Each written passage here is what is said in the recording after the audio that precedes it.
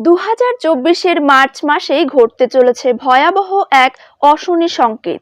কি সেই অশনি সংকেত? বছরের প্রথম চন্দ্রগ্রহণ মার্চ মাসেই ঘটতে চলেছে।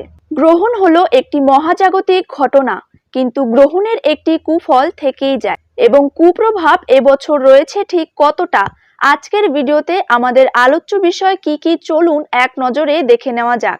2024-এ প্রথম চন্দ্রগ্রহণ মার্চ মাসে কবে, তার সঙ্গে জেনে নেব চন্দ্রগ্রহণের সময়সীমা, ভারত এবং বাংলাদেশ থেকে আলাদা আলাদা কোন সময় থেকে দেখা যাবে, এছাড়া কোন কোন জায়গা থেকে চন্দ্রগ্রহণ দৃশ্যমান হবে এবং খালি চোখে কি চন্দ্রগ্রহণ দেখা যাবে, তার সঙ্গে জেনে নেব গর্ভবতী মহিলারা এই সময় কোন সাবধানতা অবলম্বন করবেন, বছরের প্রথম চন্দ্রগ্রহণের কুপ্রভাব কি করে দূর করবেন। তাহলে চলুন দেরি না করে আজকের ভিডিও শুরু করা যাক।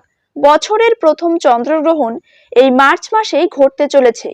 আসুন তারিখ সম্বন্ধে জেনে নেওয়া যাক। 25শে মার্চ 2024-এ বছরের প্রথম চন্দ্রগ্রহণ অনুষ্ঠিত হতে চলেছে।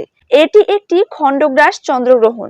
এরপরে আমরা জেনে নেব যে ভারতীয় সময় অনুযায়ী গ্রহণ কখন শুরু হচ্ছে। ভারতীয় সময় অনুযায়ী চন্দ্রগ্রহণ শুরু হবে 2024-এর 25শে মার্চ সকাল 10:20 পর থেকে। গ্রহণের মধ্যভাগ থাকছে 12:40 অবধি এবং গ্রহণ সমাপ্ত হচ্ছে দুপুর 3:25।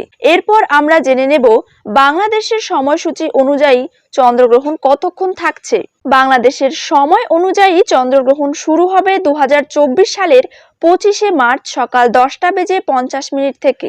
গ্রহণের মধ্যভাগ থাকবে 1:12 পর্যন্ত এবং গ্রহণ সমাপ্ত হবে 3:55।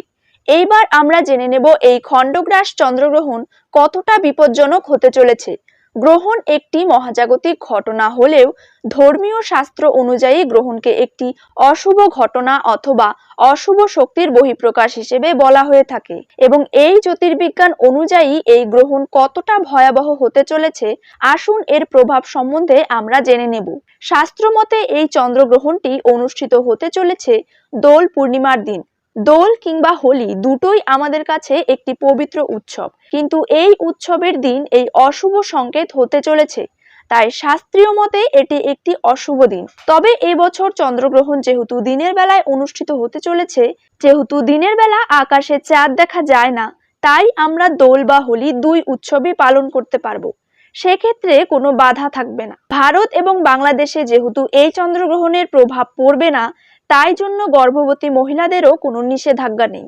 তবে আপনারা সবাই সাবধানতা অবলম্বন করবেন এবং ওই দিন অবশ্যই নিজ নিজ ইষ্ট দেবতাকে স্মরণ করবেন।